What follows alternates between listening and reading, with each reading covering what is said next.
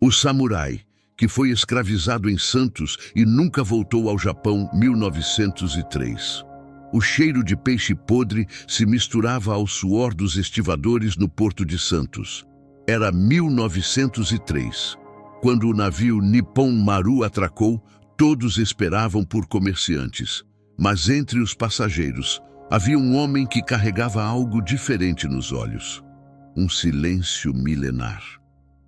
Takashi Morimoto desceu com a espada embainhada nas costas, não para guerrear, mas para lembrar. O vapor do mar beijava o chão dos armazéns como se buscasse os corpos que nunca foram enterrados. A terra era estranha, a língua impossível. E o tempo ali parecia nunca perdoar quem tinha memória. Dizem que ele foi visto varrendo a entrada de um galpão de café 2 dias depois. Depois disso, só o silêncio. A história nunca foi contada, até agora. Antes da cruz, havia o horizonte. A linha infinita entre o céu e o mar era quebrada apenas pelo voo de aves em espiral. Não existiam portos. Não existiam nomes, apenas a floresta respirando com o vento, as águas batendo em pedras antigas e um silêncio que não pedia tradução. Naquela costa que hoje chamam de Santos, o mundo era outro. A Mata Atlântica descia até as ondas, exuberante, úmida, indecifrável. Os povos que ali viviam, Guarani, Tupinambá, Carijó, falavam com a natureza como se ela fosse um parente. Cada árvore tinha um nome, cada pedra, um espírito, cada palavra, um eco de pertencimento. Foi ali que o tempo foi quebrado. Primeiro vieram os rumores, depois os mastros. Os cascos das embarcações cortaram o espelho das águas como lâminas, e com eles vieram as primeiras promessas: ferro, cruz e uma fome que não era só de terra, mas de alma. Os portugueses não viam floresta, viam madeira, não ouviam cantos, ouvia-se apenas o eco do lucro. E mesmo quando fingiam dialogar, era para negociar a própria mentira. Ensinavam a carregar a cruz com uma mão e com a outra escondiam as correntes. Em 1502, uma das primeiras expedições aportou ali à procura de pau-brasil. Batizaram a costa com nomes de santos, trocaram contas por silêncio, mas já naquele primeiro contato algo foi perdido. O direito de nomear-se. O que antes era terra viva virou linha no mapa. 200 anos depois, o ciclo do café transformaria aquela mesma costa num corredor de extração. As matas foram reduzidas a plantações.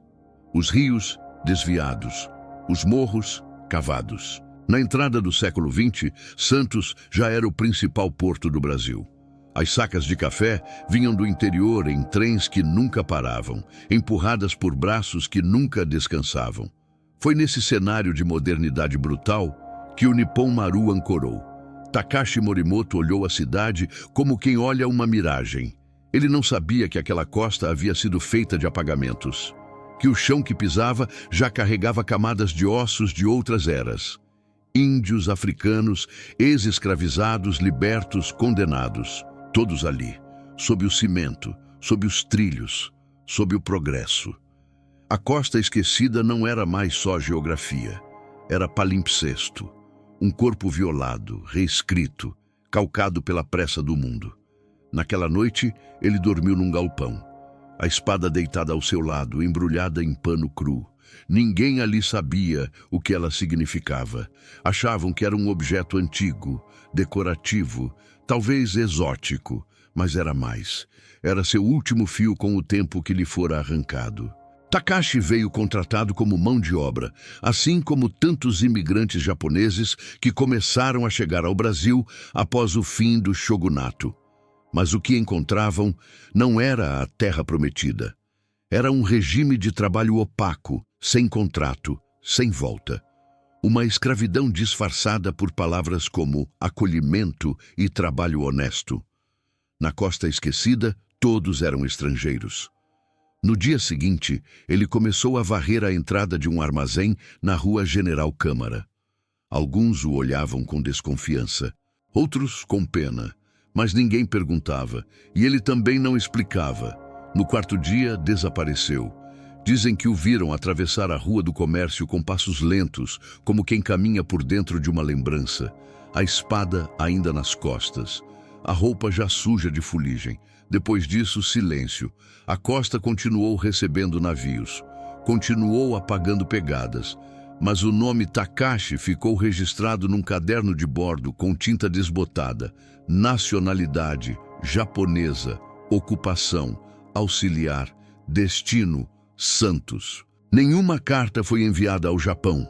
Nenhuma busca foi registrada. Nenhum enterro foi feito. E, no entanto, algo dele permaneceu. Um funcionário do porto disse, anos depois, que nas madrugadas muito úmidas era possível ver uma figura no cais, de costas para a cidade, olhando o mar, como se esperasse que o tempo voltasse por onde veio. Eles diziam que nossas palavras eram demônios. Diziam com os olhos baixos, mas com a cruz em riste. Não nos ouviam, nos batizavam. E cada gota da água sagrada que tocava nossa testa levava um nome embora. Foi assim que começou, não com tiros, nem correntes, nem gritos, mas com um silêncio imposto pela fé. A língua não foi cortada com faca, foi calada por liturgia. No século XVI, os jesuítas chegaram ao litoral com o verbo nas mãos e o latim nos lábios.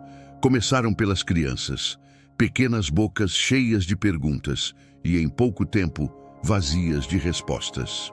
Repetem comigo. Pater Noster, quis in celis. Era uma missa de esquecimento. Nomes como Araribóia, Iandé, Nheçu, Anhangá, Sumé, foram caindo no chão como sementes esmagadas. Nossos cantos deixaram de fazer sentido. As histórias dos avós passaram a parecer delírios. Os deuses foram reduzidos a fábulas e os espíritos a pecados. Em 1584, o padre José de Anchieta escreveu: é necessário que os meninos aprendam primeiro as coisas da nossa fé e depois desaprendam as superstições de seus pais. Naquela frase morava um projeto de apagamento. Ele anotava palavras tupi em seus cadernos como se fossem pedras, frias, mortas, coletadas, não compreendidas. A língua deixou de ser ponte, virou evidência do erro, e então foi queimada. Catecismos substituíram os cantos.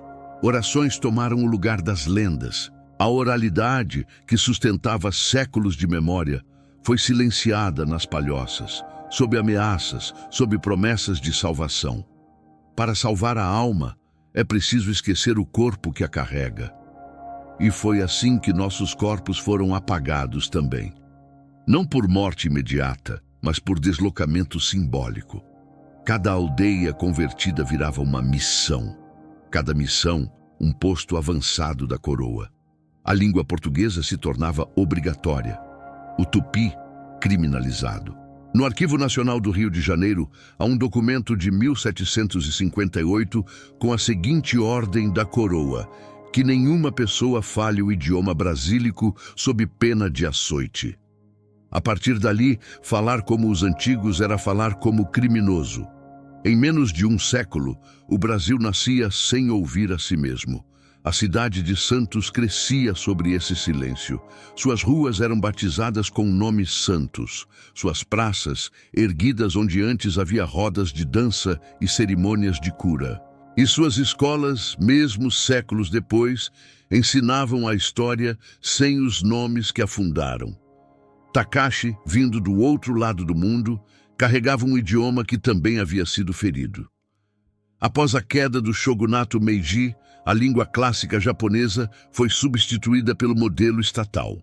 Palavras antigas foram extintas, escritos milenares descartados. Seu exílio começou no som, antes mesmo da viagem. Quando chegou a Santos, percebeu algo inquietante. As crianças da rua falavam uma língua que parecia cuspida, não cantada. Os velhos murmuravam nomes que ele não reconhecia. E os mapas? Os mapas não diziam nada. Eram desenhados com o silêncio dos vencidos. Numa noite de chuva, ele sentou-se sob a marquise de um armazém e desenhou na terra úmida, um ideograma com os dedos. Ren Shinobu. Resistir em silêncio. Foi o que fez. Na mesma rua, décadas antes, um índio catequizado chamado Moacir havia escrito seu nome com carvão num dos pilares da Igreja do Carmo. Um vigário o obrigou a limpar com cuspe e vergonha. Hoje, o pilar está coberto por tinta nova, mas há uma rachadura no canto esquerdo e, quem sabe, ali ainda mora um traço, porque o silêncio nunca é total. Ele carrega o eco dos nomes que tentaram apagar. Antes que o ferro tocasse a carne, o som já anunciava sua chegada. Correntes, arrastadas pelos porões dos navios negreiros, pelo chão das docas, pelas vielas enlameadas das cidades coloniais. Não era apenas ruído de metal, era lamento em forma de som. Era oração sem língua. Eles vieram pelo mar, mas não vieram sós. Vieram com os orixás, com tambores na alma, com nomes que resistiam até mesmo à boca dos capitães. Vieram com olhos abertos e punhos fechados, mesmo que o corpo já estivesse dobrado. 2 milhões de almas atravessaram o Atlântico escravizadas.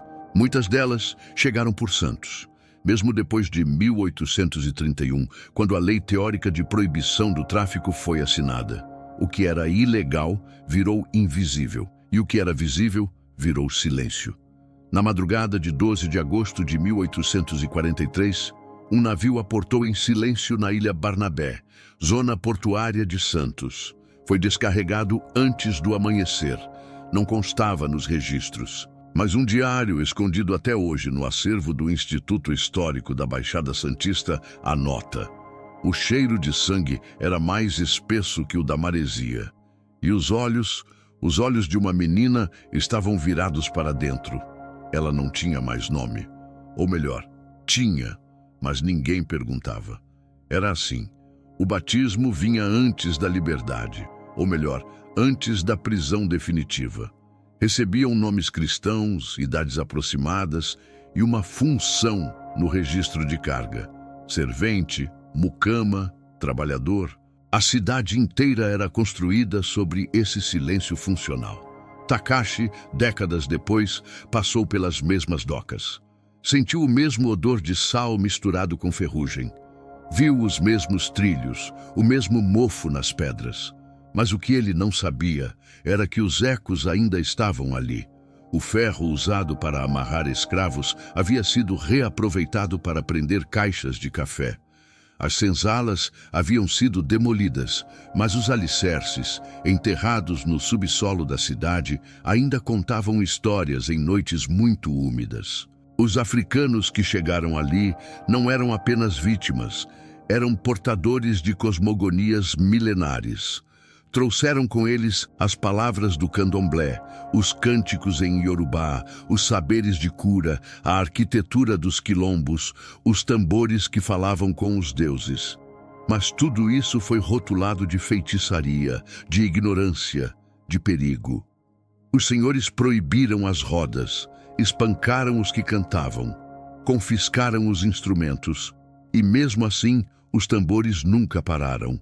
No Morro São Bento, em Santos, há relatos de que nos fins de tarde, entre as décadas de 1850 e 1880, subia um som abafado pela neblina.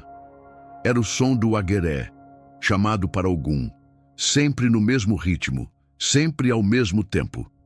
Quando a polícia subia o morro, nada encontrava, apenas cheiro de fumaça e pegadas em círculo. Era assim que resistiam, com o invisível. Enquanto o chicote era visível, os orixás escapavam entre as folhas, entre os cantos, entre os olhos que sabiam calar.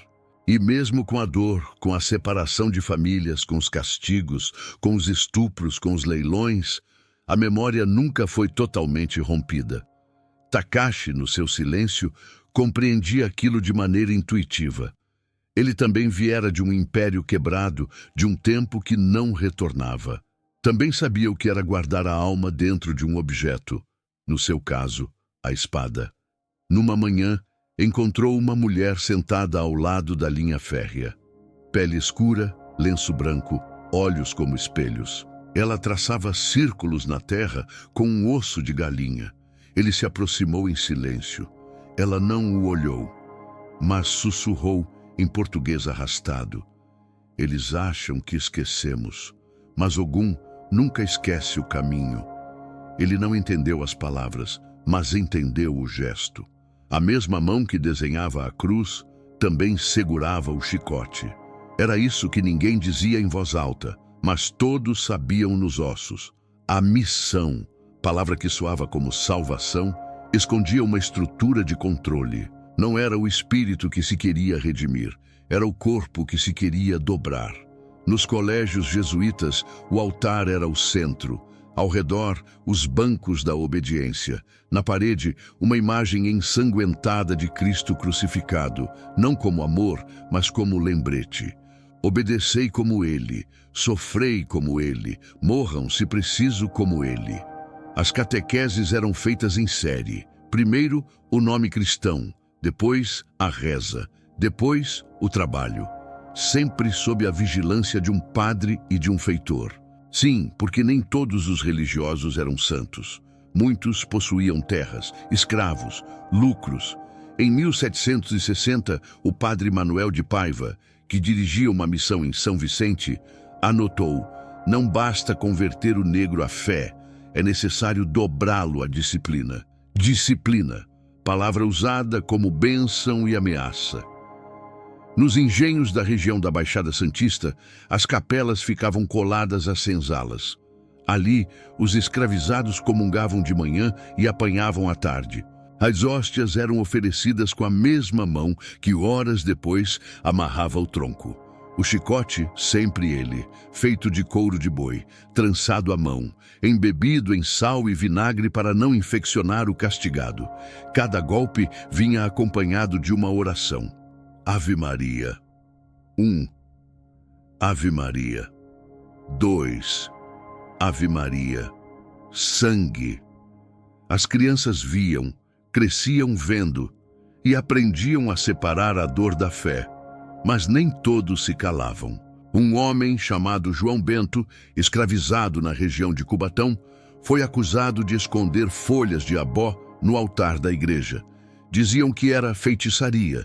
Ele dizia que era proteção. Foi açoitado até perder os sentidos. Sobreviveu, mas perdeu a visão de um olho. Anos depois, antes de morrer, escreveu com carvão numa parede da senzala: o Deus que me bate não é o meu. Essa frase ficou anônima, queimada em cal, mas persistente. Takashi via isso com olhos estrangeiros. Ele, que viera do Japão imperial, conhecia a relação entre espiritualidade e espada. Sabia que o sagrado também podia ser usado como instrumento de medo. Na casa onde dormia, havia uma imagem de São Jorge sobre a porta. A mulher que o hospedava dizia que era proteção, mas num domingo ele a viu ajoelhada diante da imagem, chorando. Não orava, não falava, apenas chorava, como se pedisse desculpas a alguém que estava do outro lado da parede. Porque era assim, a fé ensinada apagava, mas a fé herdada resistia, mesmo muda, mesmo escondida. Nas casas de ex-escravizados, os santos conviviam com ervas, a cruz dividia espaço com búzios, as velas brancas ardiam sobre folhas de arruda. Era sincretismo, diziam os historiadores, mas era sobrevivência. Nos becos de santos surgiram terreiros disfarçados de casas de reza. O som dos atabaques era abafado por panos grossos, a fumaça do incenso era confundida com a do café. Os padres sabiam, os senhores sabiam, mas fingiam não ver, porque sabiam que um espírito ferido é mais obediente que um espírito desperto. E ainda assim, nem todo chicote calava. Em 1884, faltando apenas 4 anos para a abolição formal, um grupo de mulheres negras se reuniu diante da Igreja do Rosário dos Homens Pretos. Tinham flores nas mãos e sangue nos pés. Marcharam em silêncio pela rua direita, descalças, vestidas de branco. Não carregavam faixas, não gritavam, Ao chegarem à escadaria da igreja, uma delas subiu até o topo e disse em voz firme: Deus não é feitor, e nós não somos escravas da fé. A missa foi interrompida. Alguns riram, outros cuspiram, mas naquele dia uma fresta se abriu. Takashi estava entre os curiosos. Não compreendeu as palavras, mas viu, na postura daquelas mulheres, a mesma dignidade que havia visto um dia em Kyoto, quando sua mestra retirou a armadura e disse: O corpo que resiste sem arma é a lâmina mais afiada. A terra ficava vermelha com facilidade. Bastava chover, bastava enterrar, bastava sangrar. Era uma terra fértil, diziam os senhores, produtiva, abundante, mas esqueciam de dizer: era uma terra que exigia corpos como adubo. A riqueza do Brasil nasceu do solo, mas foi alimentada pela carne. Primeiro, o açúcar, depois, o ouro, por fim, o café. 3 ciclos, 3 formas de exaustão, 3 cemitérios disfarçados de lavoura. Na região da Baixada Santista, a monocultura do café transformou o litoral num corredor de exportação. Os trilhos cortavam morros, drenavam mangues, enterravam nascentes, e atrás de cada saco de grãos havia uma história de febre, açoite e fome. Takashi foi alocado, como tantos imigrantes do início do século XX, para o interior de São Paulo, região de Ribeirão Preto. A promessa era clara: terra, comida e trabalho digno. Mas a chegada foi outra. Dormitórios coletivos, sem luz, jornadas de 14 horas, contratos ilegíveis, dívidas criadas do nada, pelas ferramentas, pelas roupas, até pela água. Era escravidão sob outro nome. Nas senzalas do século anterior, os escravizados dormiam sobre o barro. Agora, os colonos dormiam sobre madeira podre. Mudaram os rostos, mas não o sistema. A terra, essa, permanecia insaciável.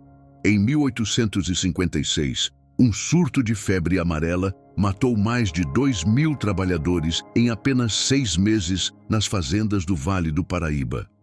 Não há monumento, não há túmulo coletivo, mas um mapa da época encontrado na Biblioteca Nacional anota com tinta ocre: zona contaminada, mão de obra substituída. Substituída. Era assim que tratavam corpos, como engrenagens. Quebrava-se uma, vinha outra. Em Santos, o café passava pelo porto. As sacas eram embarcadas com pressa, as docas escorregadias de suor. Os estivadores morriam esmagados, soterrados por sacas de 60 quilos, como se fossem invisíveis. Em 1903, o mesmo ano da chegada de Takashi, um carregador chamado Damião caiu da rampa do armazém 8. Ninguém o socorreu. Quando o corpo foi retirado, 4 horas depois, um dos encarregados apenas disse: -1, tem mais 20 esperando. O sangue escorreu pelas tábuas, misturou-se ao cheiro do sal e secou. Como sempre, a terra crescia, o café enriquecia barões, as cidades ganhavam bondes, teatros, palacetes, mas os ossos ficavam embaixo. Takashi viu homens morrerem em silêncio, viu trabalhadores enterrarem seus companheiros com as próprias mãos, viu mulheres darem à luz sobre panos sujos, enquanto o capataz gritava para que não perdessem o horário da colheita, e começou a entender. A espada que ele carregava nas costas já não servia para cortar, mas servia para lembrar. Era sua forma de não esquecer que a dignidade não está no que se tem, mas no que se recusa a perder. Em uma noite sem lua, ele cavou um pequeno buraco ao lado da porteira da fazenda. Ali, enterrou um pedaço de madeira com 2 palavras escritas em nanquim: Chikara Ushinao. Perder a força. Na manhã seguinte, foi acusado de insubordinação. Recusou-se a explicar. Recusou-se a pedir desculpas. Apanhou, mas não quebrou. Na semana seguinte, outros 3 trabalhadores desapareceram. Dizem que fugiram para uma mata próxima. Outros dizem que morreram e foram enterrados na calada da noite. Ninguém confirmou. Mas uma criança que vivia na colônia jura que ouviu, naquela madrugada, um som vindo da escuridão. Não era grito, nem lamento. Era como se alguém, ao longe, estivesse afiando uma lâmina. Quando os homens morriam, as mulheres guardavam seus nomes nos ossos. Não escreviam livros, não assinavam cartas, mas lembravam, guardavam datas entre os fios dos cabelos, trajetórias no fundo dos olhos e histórias dentro das canções de ninar.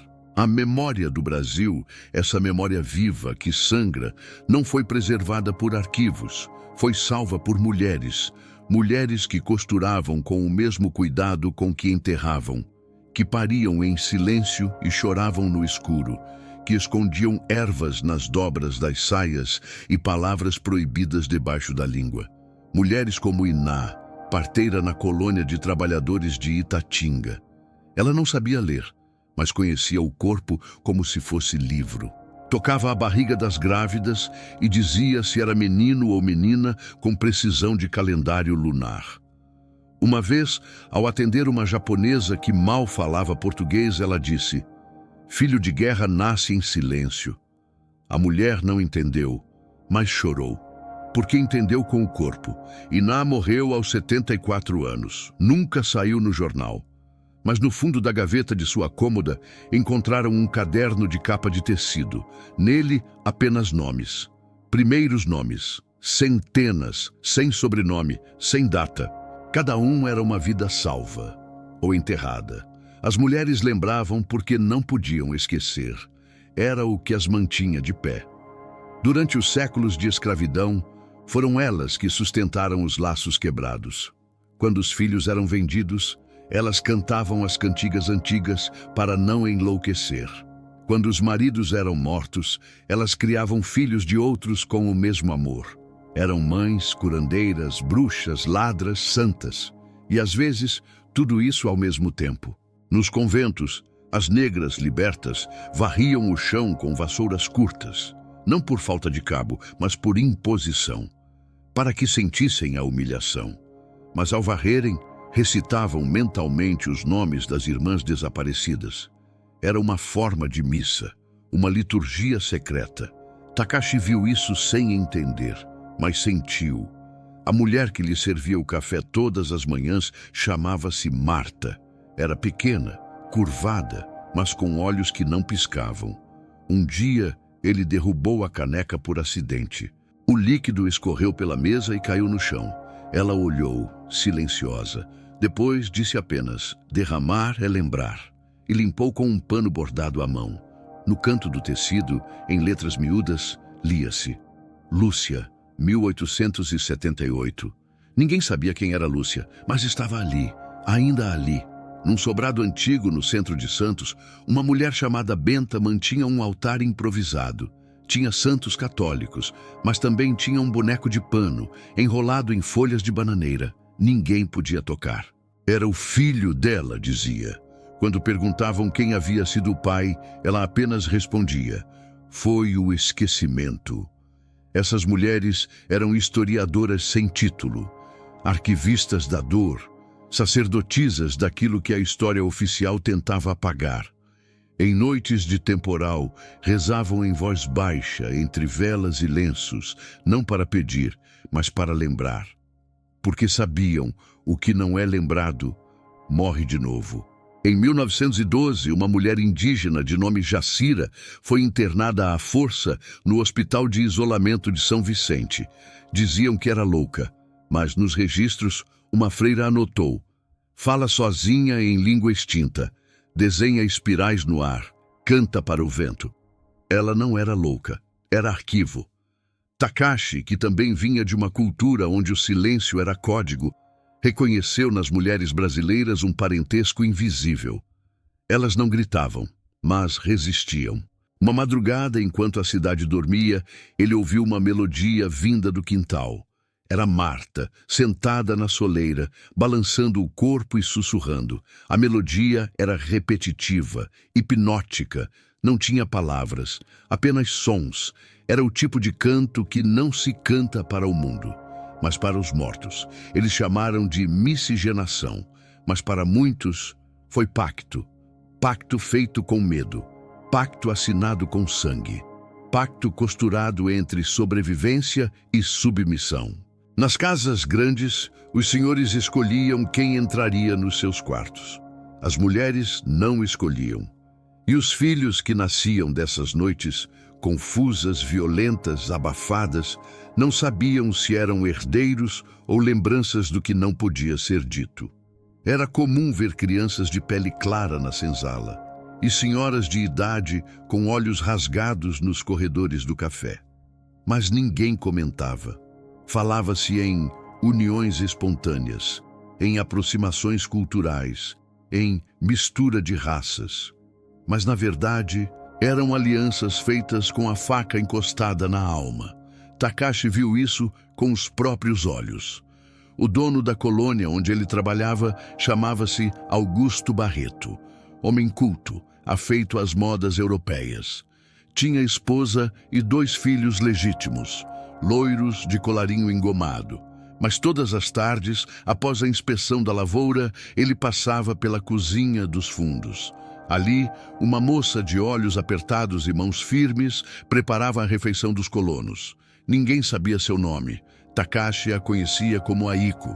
Não se sabe se ela chegou do Japão ou se já nasceu no Brasil, filha de imigrantes. Mas sabia-se que ela sorria pouco e falava ainda menos. Em 1904, ela engravidou. A patroa a expulsou. O patrão se calou.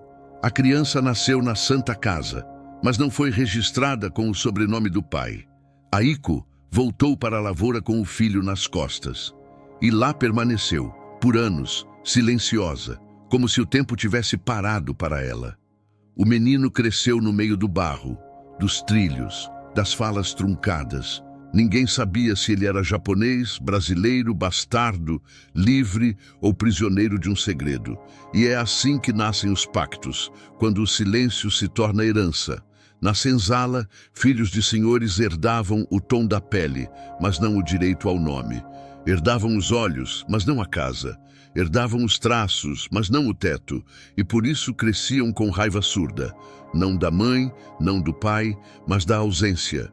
Ausência de lugar, de pertencimento, de chão. Em 1862, uma carta anônima foi encontrada sob o colchão de palha de uma escrava chamada Doroteia, no engenho do Itapema. Escrita com sangue seco em um pedaço de pano, dizia: "Casei com medo, pari com vergonha, amamentei com raiva, mas amo com culpa."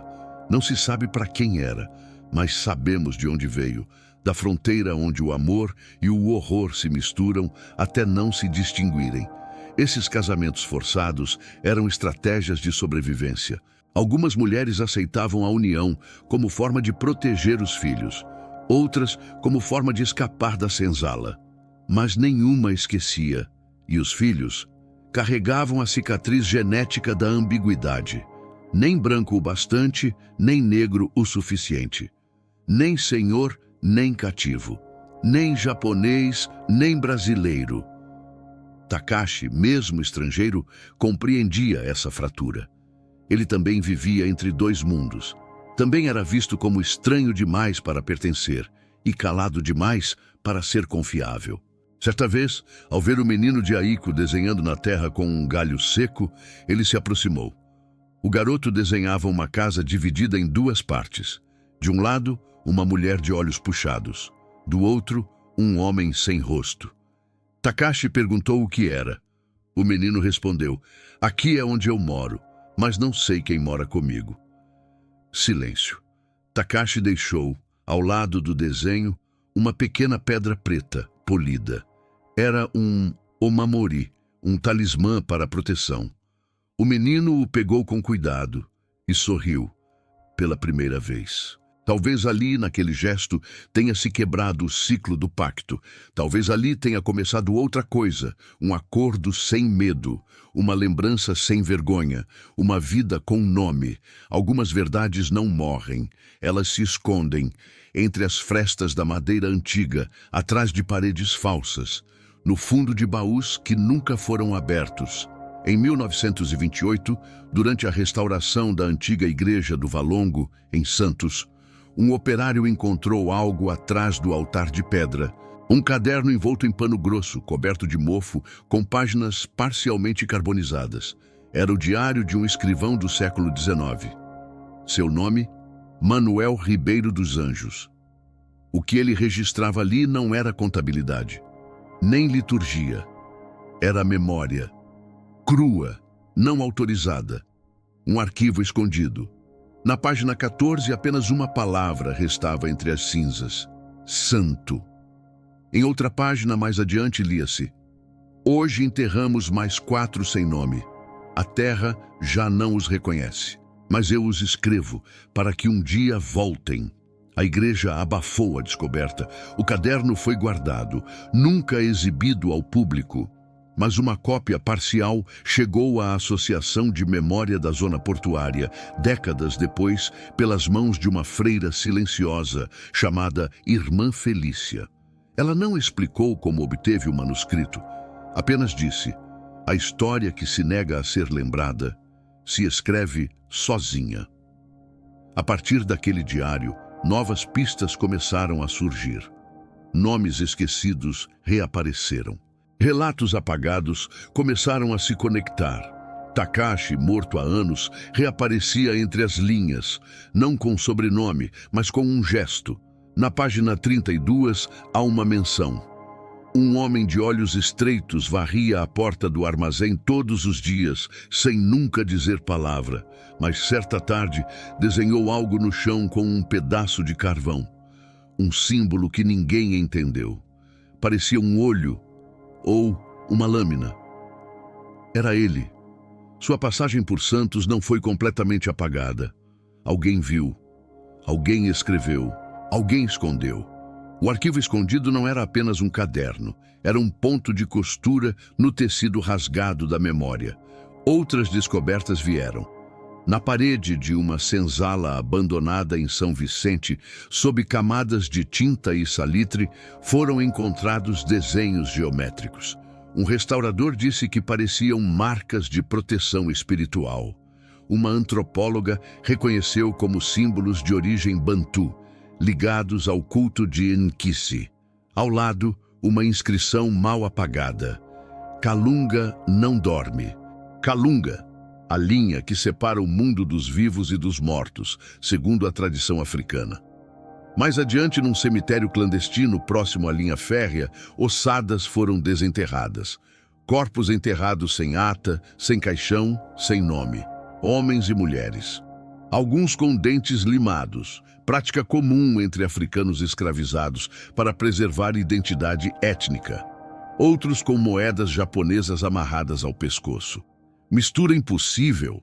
Não no Brasil. Não nesse Brasil. Os arquivos escondidos estavam por toda parte, numa receita passada de boca em boca, numa pedra polida no fundo de um quintal, numa carta sem destinatário, numa música que só se canta para dentro. Na antiga alfândega de Santos, uma folha avulsa, datada de 1903, registra a entrada de um imigrante japonês com ocupação indefinida. Não há nome, mas há a descrição. Homem de feições orientais, carrega um objeto longo embrulhado, silencioso, não responde em português. Esse fragmento está arquivado sob o número D22 não classificado. Não é prova, mas é sinal de que a história não morreu, apenas foi trancada. Mas trancas enferrujam e paredes racham, porque o passado, quando sussurrado por quem viveu, pode ser mais forte que qualquer silêncio imposto. Eles chamaram de revolta, mas era apenas o eco do que nunca foi escutado. Era o corpo que dizia não. Era a memória que voltava, com fogo, tambor e faca. Quando a submissão cansa, nasce o levante. A cidade de Santos, entre o fim do século XIX e início do XX, já acumulava camadas de injustiça. Os galpões estavam abarrotados de café. Os trilhos tilintavam noite e dia. A riqueza se acumulava nas mãos de poucos, mas as vozes abafadas se multiplicavam nos porões, nas cozinhas, nas roças. E então as sombras se moveram. Não sombras de escuridão, mas de tudo que foi relegado à margem. Os invisíveis começaram a se olhar e a perceber que não estavam sozinhos. O primeiro gesto foi uma fogueira acesa no Morro do José Menino. Um grupo de mulheres negras e indígenas, lideradas por uma curandeira chamada Severina, reuniu ervas, tambores e um nome esquecido. Veludá, ela dizia, era o nome do espírito que guardava os que nunca foram enterrados. Na noite de São João, enquanto a cidade comemorava com bandeirolas e quentão, elas acenderam o tambor. Não para a festa, mas para a invocação, e os olhos se abriram. No dia seguinte, um armazém foi incendiado. Nenhuma vítima, mas todas as sacas de café viraram cinza. Na parede externa, escrita com carvão, "Não bebemos do lucro que nasce do nosso sangue." Dias depois, uma locomotiva foi descarrilada. Os jornais disseram que era sabotagem, mas ninguém foi preso. A polícia revistou os cortiços, interrogou os imigrantes, espancou carregadores, mas não achou culpados, porque os culpados eram muitos e nenhum. Takashi, agora mais velho, observava tudo com olhos calmos. Trabalhava como intérprete num armazém portuário, ajudando novos japoneses a preencher formulários. Era respeitado, mas não se esquecia. Uma noite foi procurado por um homem negro chamado Elias. Silencioso, mãos fortes, olhos fundos. Entregou-lhe uma folha com ideogramas mal copiados.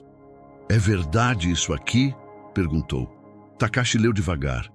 Era uma frase em japonês. "A honra mora onde ninguém vê." Ele assentiu e Elias sorriu. Pela primeira vez. Naquela mesma semana, dezenas de carregadores pararam suas atividades.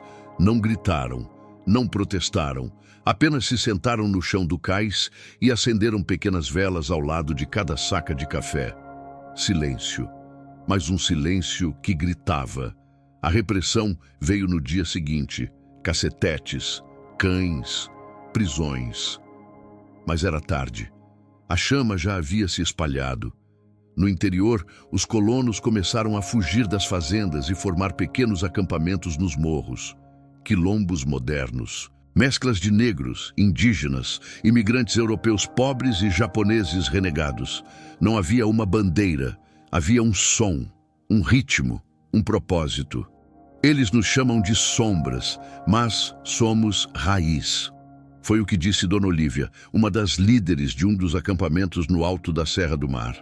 Em 1931, ela foi presa por insubordinação espiritual.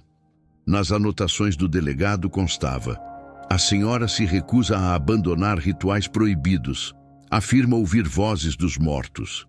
Afirma que santos e orixás dividem o mesmo altar. Mas o que ela ouvia era apenas a história chamando de volta. A revolta das sombras não virou livro de história, mas virou trilha. Trilha que ainda se ouve nas ladeiras da Cidade Velha, nas letras de sambas esquecidos, nas receitas passadas sem receita, nos nomes gravados com faca em troncos de mangueira." Takashi, ao final da vida, subiu uma vez mais ao morro. Sentou-se sobre uma pedra e olhou a cidade lá embaixo. A fumaça, o mar, as luzes. Respirou fundo e, pela primeira vez, falou em voz alta: "Não esquecer é viver duas vezes." O fogo acabou, mas a fumaça permaneceu. Ela subia entre as frestas das igrejas, se arrastava pelas esquinas, entrava pelas janelas das escolas. E com ela, um gosto amargo, de vitória sem corpo, de liberdade sem nome, de promessas vazias. Em 1888, quando a Lei Áurea foi assinada, não houve festa nas senzalas, porque a festa ali sempre foi desconfiança. Nenhum terreno foi entregue, nenhum salário foi pago, nenhum nome foi devolvido. Liberdade? Não, apenas a ausência de corrente, mas a corrente maior, a da fome, da rua, da humilhação, essa continuou apertando o pescoço. Os libertos vagaram pelas cidades como sombras sem chão. Alguns se ajoelharam nas escadarias das igrejas. Outros buscaram abrigo nas matas, nos pântanos, nas zonas esquecidas. Mas muitos voltaram. Voltaram aos mesmos engenhos, agora chamados de fazendas. Aos mesmos senhores, agora chamados de patrões. Ao mesmo trabalho, agora chamado de serviço pago. Mesmo quando não havia salário. E o silêncio voltou. Dessa vez, um silêncio institucional, elegante, assinado, arquivado.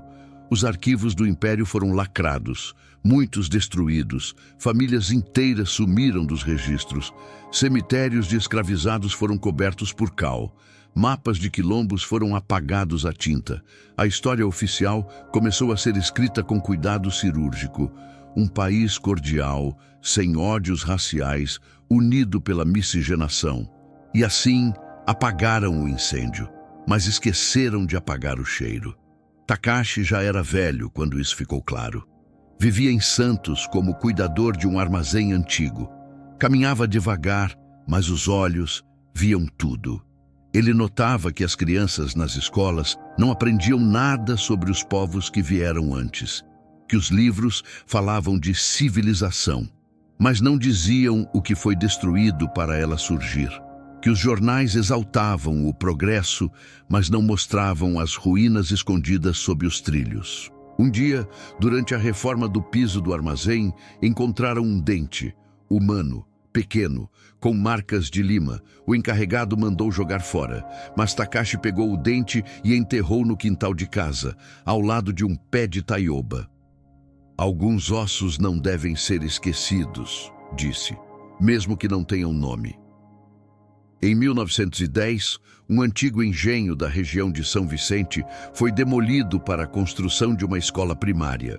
Durante as escavações, surgiram dezenas de restos humanos, muitos com as mãos amarradas nas costas. A prefeitura declarou que eram resíduos de um antigo cemitério informal. E construiu o pátio de recreio sobre eles. As crianças brincavam ali, riam, corriam, caíam sobre ossos que nunca foram velados.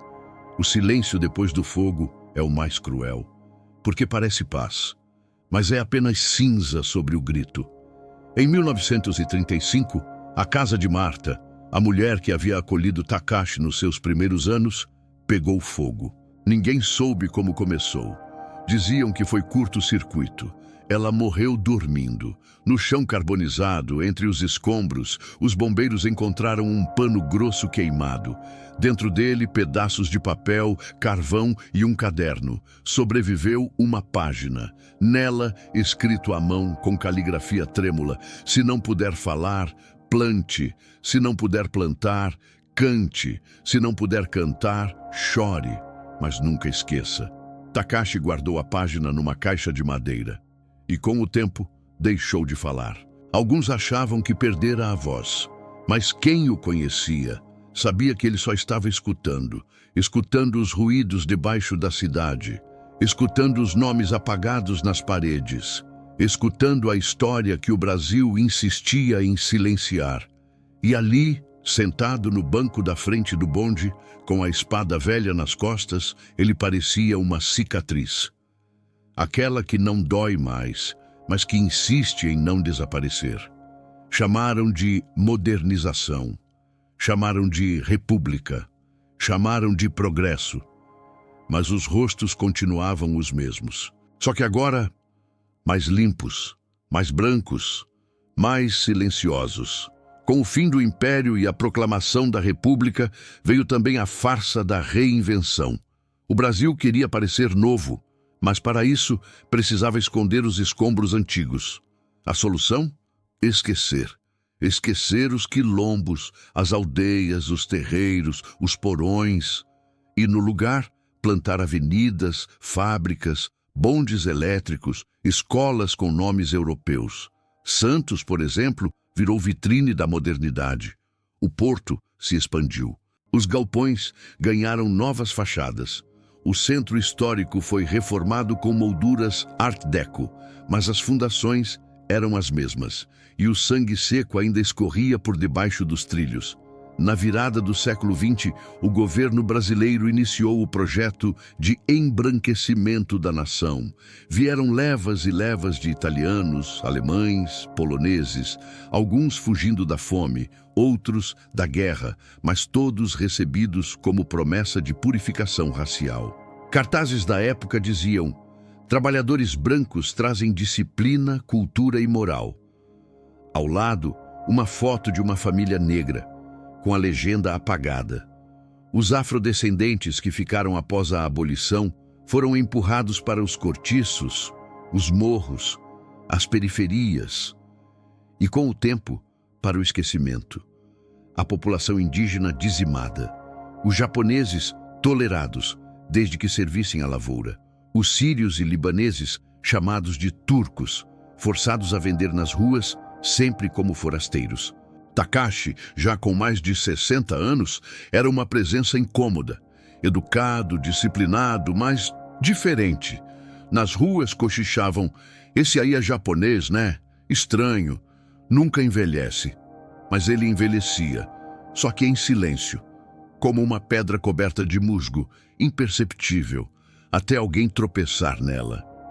Em 1932, a cidade de Santos recebeu seu primeiro bonde elétrico moderno. Foi inaugurado com discursos, banda de música e chuva de papéis picados.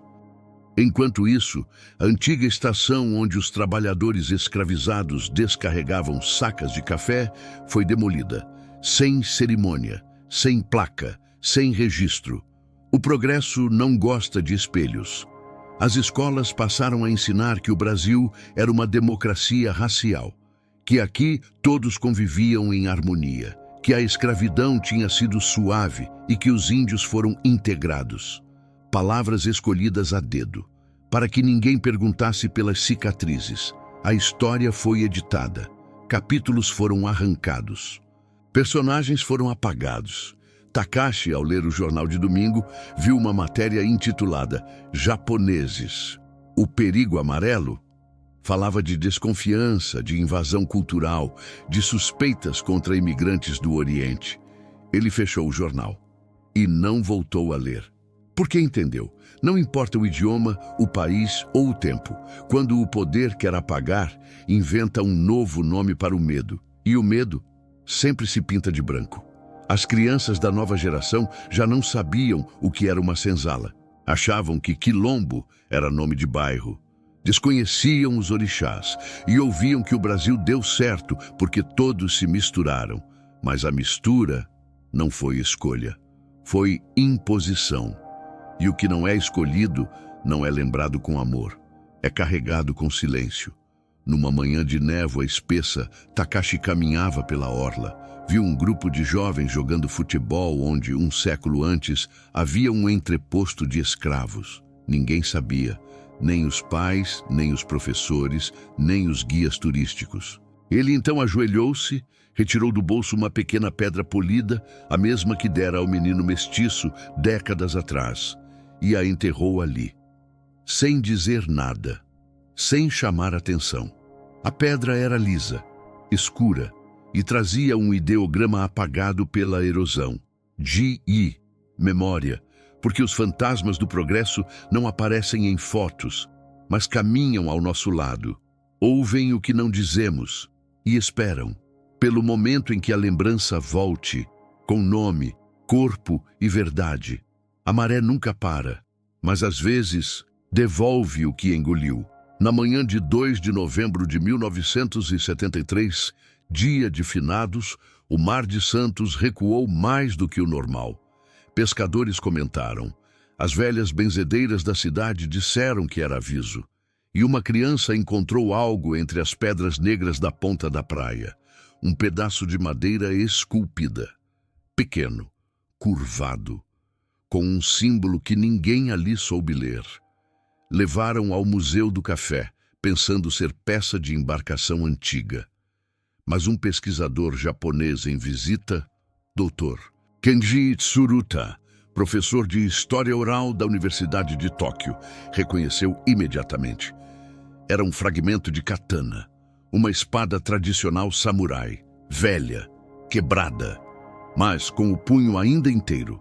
Gravado nele, quase apagado pelo tempo, lia-se um ideograma: Shii, Chikai, juramento. Dr. Tsuruta ficou em silêncio por longos segundos. Depois perguntou: quem era Takashi Morimoto? Ninguém sabia. E então, a busca começou. O museu não possuía registros. Os arquivos da colônia estavam desaparecidos. As listas de entrada do Nippon Maru haviam sido destruídas por um incêndio. Mas na Biblioteca Mário de Andrade, em São Paulo, em um acervo esquecido sobre imigração, um envelope cinza sem marca foi encontrado. Dentro, uma foto em sépia de um homem de costas varrendo a entrada de um galpão. E no verso, a anotação a lápis: silêncio não é esquecimento, é espera. A partir disso, histórias emergiram. Uma senhora de 96 anos, moradora do Morro São Bento, dizia lembrar de um homem que não falava, que lhe dera uma pedrinha preta para proteger contra o esquecimento. A pedra ainda estava com ela. Era lisa, fria, e no fundo tinha um ideograma desbotado. Nos anos que se seguiram, surgiram mais fragmentos, uma oração guardada dentro de uma estátua de São Jorge, um caderno com nomes de crianças não registradas, uma canção antiga cantada por uma mulher indígena no leito da morte, com palavras que misturavam guarani, iorubá e japonês. Cada pedaço parecia isolado, mas juntos contavam uma história que nunca havia sido escrita, apenas vivida. A história dos que foram rasurados, mas não apagados. A história dos que resistiram com gesto, não com espada. Com canto, não com arma. Com memória, não com poder. Em 2003, exatos 100 anos após a chegada do Nippon Maru, uma placa foi instalada discretamente no Cais de Santos. Sem cerimônia, sem público. Ela dizia: em memória dos que chegaram sem nome, dos que partiram sem túmulo, dos que resistiram sem grito e dos que hoje vivem em nós. Ninguém assinou, mas na base da placa, encravada na pedra, estava ele, o símbolo esculpido da espada de Takashi, não como arma, mas como lembrança. E então a maré voltou. Voltaram os nomes, as cores, os cantos, as perguntas. Voltou a história, mas agora contada por outras bocas, bocas que nunca tiveram microfone, que foram ensinadas a calar e que agora finalmente estavam prontas para sussurrar. Eu lembro, eu sou neto de quem resistiu, eu sou filha de quem cantou no escuro, eu sou o que sobrou e o que nunca se apagou. No fim, o que restou não foi só dor, foi identidade, e identidade, mesmo quando afogada, sabe nadar. Takashi nunca voltou ao Japão, mas seu nome retornou com o vento. Com os arquivos reabertos, com os olhos que se recusam a esquecer. E agora, enquanto a câmera se afasta lentamente do porto, enquanto o som do mar encobre os últimos nomes sussurrados, a voz do narrador se mistura à brisa. O mar ainda carrega seus nomes, a terra ainda respira sua dor. E nós somos o que restou e o que resiste. Inscreva-se para ajudar a reescrever a história que tentaram silenciar.